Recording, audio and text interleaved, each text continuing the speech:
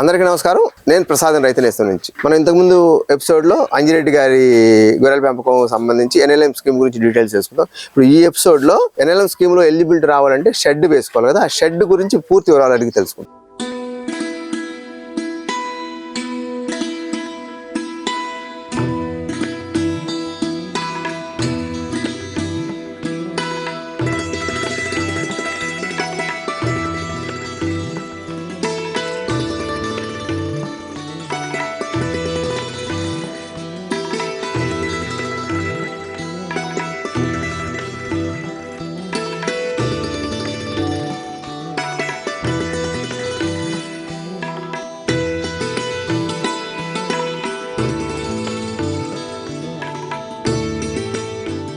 నమస్కారం అంజిరెడ్డి గారు. నమస్కారం ప్రసాద్ గారు. నమస్కారం అండి. ఇప్పుడు ఈ షెడ్ వచ్చేసేసి ఏ పారామీటర్స్ వాళ్ళు ఫుల్ఫిల్ చేయాలి, ఎంత సైజ్ చేయాలి, మీరు ఎలా వేసారు ఎక్స్ప్లెయిన్ చేయండి.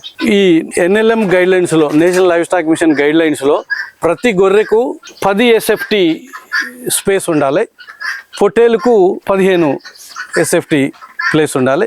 దానికి అనుగుణంగానే సుమారుగా 9000 SFT వచ్చేటట్టుగా నేను షెడ్ నిర్మాణాన్ని చేయడం జరిగింది. షెడ్ను కూడా ఎలివేటెడ్గా, కింద ఉంటే కొన్ని ఆరోగ్య సమస్యలు ఉంటాయి, వీటన్నిటి కోసం గాలి వెలుతురు పుష్కలంగా లభించడం కోసం నేను ఎలివేటెడ్ షెడ్ను నిర్మించడం జరిగింది. ఏ డైరెక్షన్ నిర్మించారు షెడ్? నేను నార్త్ సౌత్లో నిర్మించడం జరిగింది. ఈస్ట్ నుంచి నాకు నా క్షేత్రం నుంచి చల్లటి గాలులు ఎక్కువగా వీస్తుంటాయి కాబట్టి, ఈవెన్ మిడ్ సమ్మర్లో కూడా నాకు చల్లటి గాలులు వస్తుంటాయి కాబట్టి నేను నార్త్ సౌత్ డైరెక్షన్లోనే నిర్మించడం జరిగింది. ఓకే, ఇంకా ఎలాంటి స్టెప్స్? ఇప్పుడు శీతాకాలానికి సంబంధించిన స్టెప్స్ ఏంటి, వర్షాకాలానికి సంబంధించిన స్టెప్స్, సమ్మర్కి సంబంధించిన స్టెప్స్ ఏం తీసుకున్నారు షెడ్ కన్స్ట్రక్షన్లో? ఎత్తైన ప్రదేశంలో నిర్మించడం జరిగింది. తర్వాత వర్షాకాలంలో గిన షేడ్ నెట్ను, వర్షం రాకుండా షేడ్ నెట్ను కూడా వెస్ట్ సైడు తర్వాత నార్త్ సౌత్ సైడు పెట్టడం జరిగింది. చలిగాళ్ళు కూడా ఇది రక్షిస్తుంది. తర్వాత విండ్ ఫ్లో మాత్రం బాగా ఉండేటట్టుగా నేను ఏర్పాటు చేసుకున్నాను. ఎందుకంటే దోమలు ఇలాంటివి కూడా రాకుండా నేను విండ్ ఫ్లో బాగా ఉండడానికే నేను ఏర్పాటు చేయడం జరిగింది. ఇక వింటర్ నుంచి, చలి నుంచి, తర్వాత వర్షం నుంచి మాత్రం షేడ్ నెట్ ద్వారా రక్షిస్తున్నాను. మరి చలి బాగా పెరిగితే షేడ్ నెట్ సరిపోతుందండి? సరిపోతుందండి. ఉన్ని కూడా బాగుంది మచ్చర్ల బ్రీడ్కు కాబట్టి గత వింటర్లో కూడా నాకు ఎప్పుడు అవి అసౌకర్యంగా ఫీల్ కాలేదు. ఓకే, ఈ ఫ్లోరింగ్ కొంచెం అయితే మాకైతే అర్థం కావట్లేదు. ఏం సార్ ఫ్లోరింగ్ ఇది? రెడీమేడ్ లా ఉంది. ఇది స్లేటెడ్ షీట్స్ అంటామండి. మనము ఉభయ తెలుగు రాష్ట్రాల్లో కొంచెం ఈ విషయంలో వెనుకబడే ఉన్నాము. తమిళనాడు, కేరళ, కర్ణాటక రాష్ట్రాల్లో కూడా ఈ ఎలివేటెడ్ షెడ్స్ను ఎప్పుడో నిర్మించినారు. ఇవి స్లేటెడ్ షీట్స్ అంటాము. ప్లాస్టిక్ షీట్స్ ఉండి ఈ గొర్రెల యొక్క విసర్జితాలు, మలమూత్రాలు ఏదైతున్నాయో ఎప్పటికప్పుడు కిందికి ఉన్నటువంటి ఆ రంధ్రాల ద్వారా ఏమాత్రం మిగలకుండా కిందికి వెళ్ళిపోతాయి. ఇవి ఆరోగ్యకరంగా ఉంటాయి. ఈ స్లేటెడ్ షీట్స్ కూడా ఇవి 2x2 సైజులో వేయటం జరిగింది. ఇవి చాలామంది ఏమంటారంటే ఇందులో గొర్రెల కాళ్ళు పడతాయి, పిల్లల కాళ్ళు పడతాయి అని. ఏ గొర్రె కూడా, ఏ చిన్న పిల్ల కూడా ఇందులో కాలు ఇరికిన సందర్భాలు మాత్రం లేవు. అవి మంచిగా వీటి మీద ఆడుకుంటాయి, ఎగురుతాయి, దుంకుతాయి, మంచిగా ఉంటున్నాయి, ఆరోగ్యకరంగా ఉంటున్నాయి. ఎలాంటి ఇబ్బందులు కూడా ఈ స్లేటెడ్ షీట్స్ తోటి లేవు. తర్వాత ర్యాంప్ కూడా ఈజీగా ఎక్కుతున్నాయి, ఈజీగా పరిగెత్తుతూ దిగుతున్నాయి. ఓకే, ఇది ప్లాస్టిక్ అండి? ప్లాస్టిక్ ఇది, వర్జిన్ ప్లాస్టిక్. ఇది అంటే మంచి డ్యూరబిలిటీ ఉండేటటువంటిది. నేను కోయంబత్తూర్ నుంచి తెప్పించాను. అంటే వెయిట్ ఎరగటం కానీ ఏం కాదండి. ఇంతవరకు ఒక 10 years అయితే మినిమం గ్యారంటీ ఉంటుంది. ఆఫ్టర్ దట్ ఇది మీరు వేసే ముందు వేరే ఏమైనా షెడ్లు చూసారా? చూసాను, చాలా సీట్లు చూసాను. ఈవెన్ చెక్కతోటి చేసినటువంటివి చూశాను. తర్వాత నంద్యాలలో నవీన్ రెడ్డి గారు లాంటి వాళ్ళవి చూశాను. తర్వాత ఇతర ప్లేసెస్ లో కూడా చూశాను. అవన్నీ చూసిన తర్వాత ఈ షీట్సే డ్యూరబిలిటీ బాగుంటుంది అనేటటువంటిది, ఆరోగ్యంగా ఉంటుంది, స్ట్రెంత్ కూడా బాగుంటుంది అనేటటువంటి చూసి వీటిని సెలెక్ట్. మీరు చూసిన వాటిలో ఈ స్లేటెడ్ కాకుండా వేరేది ఎక్కువ ఏం చూసారండి? చెక్కతోటి చేశారు, చెక్కతోటి చేసినవి చూశాను. ఇక్కడ త్రిపురం దగ్గర చంద్రారెడ్డి గారు, అనిల్ రెడ్డి అని వాళ్ళ అబ్బాయి, వాళ్ళు కూడా చేశారు. తర్వాత ఇక్కడ మన పటాన్ చెరువు దగ్గర చూసాము. తర్వాత హనుమంత్ రెడ్డి దగ్గర ఇక్కడ మేకల ఫామ్ కూడా ఇప్పుడు చెక్కతో చేశారు అంటే ఇవి అందుబాటులో లేక చేశారు, కాస్ట్ ఏమైనా తగ్గుతుందని చేశారండి వాళ్ళు? కాస్ట్ తగ్గుతుందని చేశారు. అప్పట్లో ప్లాస్టిక్ అవైలబిలిటీ లేకుండా కూడా ఉండటం వల్ల చేశారు. బట్ వాళ్ళ అనుభవాలను కూడా షేర్ చేసుకున్నప్పుడు మామూలుగా ఇప్పుడు ఉభయ తెలుగు రాష్ట్రాల లోపల నంద్యాల నవీన్ రెడ్డి గారు కొంచెం సీనియర్ అని చెప్పొచ్చు గొర్రెల స్టాల్ ఫీడింగ్ లోపల అతనితో కూడా ఒక రోజు గడిపి అతని అనుభవాలను అన్నిటి కూడా తీసుకొని ఇదే బెటర్ అనేటటువంటి. ఎంత కాస్ట్ తేడా వచ్చింది సార్ చెక్కలు పెట్టిన దానికి మీరు స్లేట్ ప్లాస్టిక్ స్లేట్స్? చెక్కలకు దీనికి ఒక 2-3 లక్షల తేడా వస్తుంది. బట్ నార్మల్ షెడ్కు ఎలివేటెడ్ షెడ్కు మాత్రము ఈ ఎస్ఎఫ్టీకి ఒక 10 lakhs పైననే డిఫరెన్స్ వస్తుంది. ఏది నార్మల్ షెడ్కు ఎలివేటెడ్. ఇప్పుడు మీరు మామూలు కంటే నార్మల్ కింద నిర్మించేదాన్ని కూడా 10 లక్షలు ఎక్కువ పెట్టారు. 10 లక్షలు ఎక్కువ పెట్టింది. అది దానివల్ల మీకు స్కీమ్ లో ఎక్కువ బెనిఫిట్ ఏం రాదు. కానీ మీరు సొంతంగా ఖర్చు పెట్టుకొని ఆరోగ్యంగా ఉండాలి, నా 10 సంవత్సరాలు నిలబడాలనేటటువంటిది. ఈ ఫీల్డ్ లో కూడా ఏదో గొర్రెల పెంపకంలో ఏదో స్కీమ్ కోసం వచ్చింది కాదు, నేను స్వతహాగా అభిరుచితోటి 10 సంవత్సరాలు ఈ స్కీమ్ లో దీన్ని నడపాలనే ఉద్దేశంతో నేను ఈ ప్రాజెక్టు రావడం జరిగింది. సో అట్లా మరి ఆ అవకాశం లేని వాళ్ళు కింద చేసుకోవచ్చు, కింద కూడా చేసుకోవచ్చు.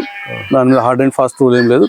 కొంతమంది మామూలుగా నేల మీద కూడా నిర్మించుకోవచ్చు. అలాంటప్పుడు మీలాంటి రైతులు సలహాలు ఇచ్చి, సార్ ఈ స్కీమ్ లో ఎలివేటెడ్ షెడ్ అయితే కొంచెం ఇంకా ఆరోగ్యకరంగా ఉంటుంది కాబట్టి గొర్రెలకి కొంచెం స్కీము సబ్సిడీ పెంచడం కానీ లేకపోతే లోన్ పెంచడం కానీ చేస్తే బాగుంటుంది సలహాలు ఏమన్నా ఉప డిపార్ట్మెంట్ కి? ఇంతవరకు అలాంటిది ఏం రాలేదండి. కామన్ ప్లాట్ఫామ్ లేదండి ఇప్పటి వరకు. రైతులది ఉభయ తెలుగు రాష్ట్రాల్లో కానీ లేకపోతే తెలంగాణ రాష్ట్రంలో కానీ కొంచెం NLM లో చాలా వైడ్ గానే చాలా మంది రైతులు ఔత్సాహికులు అప్లై చేశారు, తీసుకున్నారు, నిర్మిస్తున్నారు. కొంచెం ఒక కామన్ ప్లాట్ఫామ్ ఉంటే బాగుంటది. నేను రైతు నేస్తం వెంకటేశ్వరరావు గారిని కూడా చాలా సార్లు కోరడం జరిగింది. వారైనా త్వరలో ఒక కార్యాచరణ తీసుకొని ఈ గొర్రెల పథకము తీసుకున్నటువంటి వాళ్ళందరినీ ఎడ్యుకేట్ చేస్తే బాగుంటుంది అనేటటువంటి ఆలోచన వారితో కూడా పంచుకోవడం జరిగింది. ఇప్పుడు జనరల్ గా ఎప్పుడో ట్రెడిషనల్ గా గొర్రెల పెంపకం చేసే వాళ్ళందరూ కూడా చేసే ప్రాబ్లం ఏంటంటే డిసీజులు ఎక్కువ కాబట్టి కొంచెం మార్టాలిటీ ఎక్కువ ఉంటుంది. సో మీరు చెప్పిన దాన్ని బట్టి ఇట్లా ఈ ఎలివేటెడ్ షెడ్లు ఇవన్నీ వేసుకుంటే ఆ మార్టాలిటీ తగ్గించవచ్చు అనేది మీ అనుభవం చెబుతుంది కాబట్టి సో ఫర్దర్ గా ఈ ప్రభుత్వం కానీ వెటర్నరీ డిపార్ట్మెంట్ కానీ ఎలివేటెడ్ షెడ్ వేసుకునే వాళ్ళకి కొంచెం ఎక్కువ సబ్సిడీ అందిస్తే బాగుంటుంది అనేది నా అభిప్రాయం. ఎందుకంటే స్కీమ్ సక్సెస్ అవుతుంది, రైతులు బెనిఫిట్ పొందుతారు. అది బాగుండొచ్చు అనిపిస్తుంది సార్ మీరు చెప్పిన. తర్వాత నేల మీద చేయటం వల్ల టాపిక్ వచ్చింది కాబట్టి చెప్పండి. నేల మీద ఉంటే ఈ న్యూమోనియా లాంటివి ఇవన్నీ కూడా ఎక్కువ ఉంటాయి. తర్వాత అక్కడ అంటే హైజీనిక్ అంటాం కదా, ఆరోగ్యకరమైన పరిశుభ్రమైన పరిస్థితులు కూడా నేల మీద ఉంటే ఉండవు. మరి వర్షాకాలం అయితే బాగా కూడా బురదగా ఉండి అవి అపరిశుభ్రంగా ఉండడం ఇవన్నీ జరుగుతుంది. కాబట్టి ఇది హైజీనిక్ గా ఉంటాయి. తర్వాత వాటికి ఏమైనా ఎక్స్టర్నల్ పారాసైట్స్ ఇవన్నీ కూడా తక్కువ వస్తాయి. తర్వాత ఇంకొకటి నేను విత్ షార్ట్ ఎక్స్పీరియన్స్ లో బాగా ఫేస్ చేసింది ఏంటంటే, నేను మొదట గొర్రెలు కొన్నప్పుడు నేల మీద కొన్ని రోజులు ఉంచడం జరిగింది. నేల మీద ఎన్ని జాగ్రత్తలు తీసుకున్న చిన్న పిల్లలను ల్యాంప్స్ అంటాం కదా, ఆ గొర్రె పిల్లలు మాత్రము మట్టిని తినడం మాన్పించలేకపోయినాను నేను. సో మట్టి తినడం వల్ల అనేకమైన ఆరోగ్య సమస్యలు వచ్చినాయి. సో దాని నుంచి ప్రధానంగా దూరం కావడానికి ఇన్ఫాంట్ మోర్టాలిటీ అంటాం కదా గొర్రెపిల్ల లోపల, అది చిన్నపిల్ల లోపల నేల మీద పెంచినప్పుడు మాత్రం చాలా ఎక్కువగా ఉండేది. ఎలివేటెడ్ షెడ్కి వచ్చినాక దాన్ని ఆల్మోస్ట్ చాలా వరకు తగ్గించగలిగి. ఈ షెడ్ ని మరి క్లీన్ చేస్తుంటారండి? అప్పుడప్పుడు చేస్తుంటాము. ఎక్కువ బయట తిరిగి వచ్చినప్పుడు కొంచెం పేడ లాంటివి ఎక్కువ పెడతాయి కాబట్టి వస్తాయి. కానీ డే టు డే మాత్రం చేయాల్సిన అవసరం లేదు.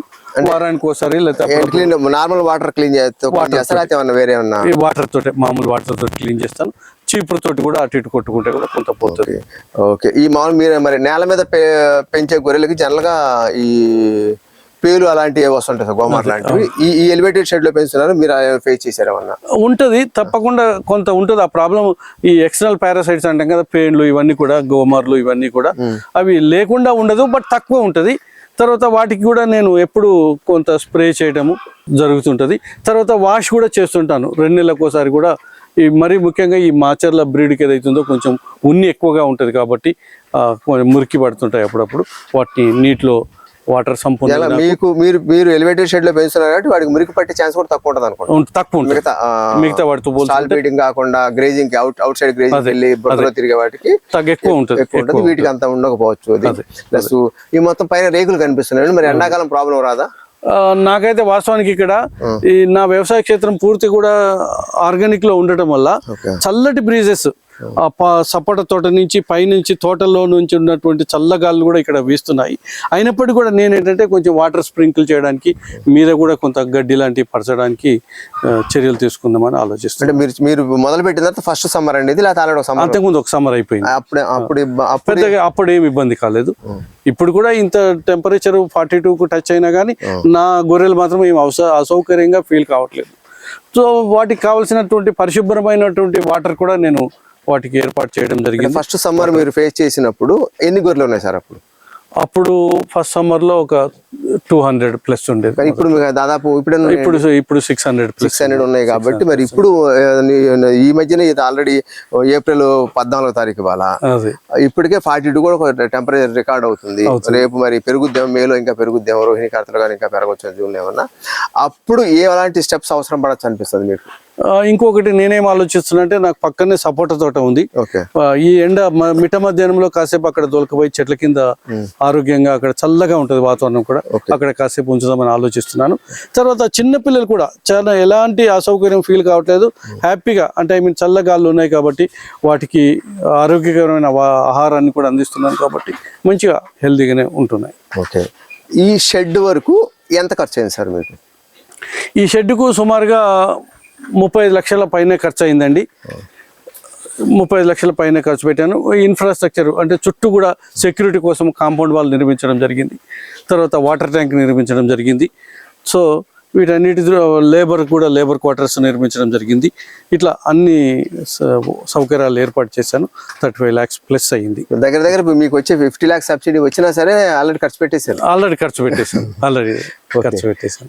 వెరీ గుడ్ అంజిరెడ్డి గారు, మీలాంటి రైతులు తప్పనిసరిగా ఉండాలి. ఎందుకంటే మీ సొంత ప్రభుత్వం నుంచి సబ్సిడీ పొందినా సరే ఆ సబ్సిడీ సరిపోకపోయినా సరే మీరు చేసేది సిన్సియర్గా చేయాలి. మంచి సమాచారాన్ని తోటి రైతులకు అందించాలనే ఉద్దేశంతో మీరు సొంత డబ్బులు ఖర్చు పెట్టి ఏ ఇన్ఫర్మేషన్ మనం ఇస్తే రైతులకు ఉపయోగపడుతుంది, ఎలాంటి సౌకర్యాలు ఉంటే ఫర్దర్గా గొర్రెలకు కానీ ఇబ్బంది లేకుండా ఉంటుంది అనేది మీ పరిధిలో మీరు సిన్సియర్గా ట్రై చేస్తున్నారు.